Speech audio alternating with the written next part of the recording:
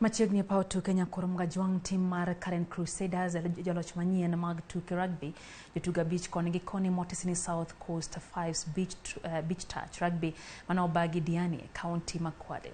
Crusaders mawuok e county ma Nairobi noloyo Sport 5 points beach kuom none tielo mar finals kendo oting'o kombe margi mar ariyo nyaka ne chak tukegi. Tim mar Oceans 8 moloyo tim mar points 4-1 kendo otieke thuolo mar ariyo ka tim mar Mineral Mavericks notieke thuolo mar adek. Jakom mar riwruok matayo tuke mag rugby pacho ka Sasha Mutari mane en wendo modhial e tukego nolero ni riwruogno biro chako chenro mar tuke rugby jotuga beach koni gi koni kama koro biro gero tuke mag rugby e kor gwenge duto ma Thurka.